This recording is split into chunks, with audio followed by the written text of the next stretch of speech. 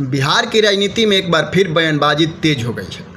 मुख्यमंत्री सम्राट चौधरी के झोला उठाकर चल देने वाले बयान पर राजद नेता और जगदीशपुर के पूर्व विधायक भाई दिनेश ने जोरदार पलटवार किया है।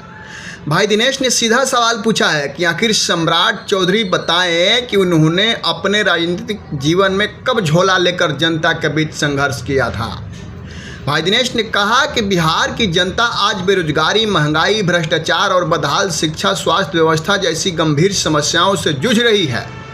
ऐसे समय में सरकार को जनता के सवालों का जवाब देना चाहिए, न कि प्रतीक और नारों की राजनीति करनी चाहिए।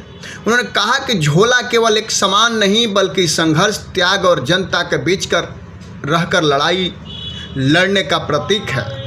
ऐसे में सम्राट चौधरी को बताना चाहिए कि उन्होंने कब गांव-गांव घूमकर किसानों, मजदूरों, छात्रों और बेरोजगार युवाओं की लड़ाई लड़ी है। भाई दिनेश ने कहा कि संघर्ष का इतिहास प्रेस कॉन्फ्रेंस और भाषणों से नहीं बनता। संघर्ष का इतिहास जनता के बीच रहकर उनके सुख दुख में साथ खड़े होकर बनता है। केवल झोला उठाने की बात कर देने से कोई संघर्षशील नेता नहीं बन जाता।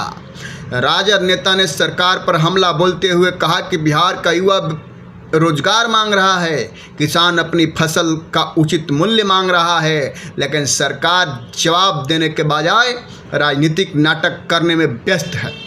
उन्होंने सवाल उठाया कि बिहार में रोजगार के कितने अवसर पैदा हुए, भ्रष्टाचार पर कितनी कार्रवाई हुई, किसानों की आय कितनी बढ़ी, शिक्षा और स्वास्थ्य व्यवस्था में क्या सुधार हुआ। सरकार इन सवालों का जवाब क्यों नहीं देती है। भाई दिनेश ने कहा कि बिहार की जनता अब नारों और दिखावे की राजनीति से आगे निकल चुकी है। जनता को भाषण नहीं परिणाम चाहिए, जनता को प्रचार नहीं विकास चाहिए, जनता को प्रतीक नहीं जवाबदेही चाहिए। अब देखना दिलचस्प होगा कि भाई दिनेश के इन सवालों का जवाब सम्राट चौधरी या भाजपा की ओर से आता है या नहीं, लेकिन इतना तय है कि बिहार की राजनीति में बयानबाजी का दौर तेज होने वाला है। इस पूरे मामले पर आपकी क्या राय है? क्या नेताओं को प्रतीक की राजनीति छोड़कर जनता की असली मुद्दों पर बात करनी चाहिए?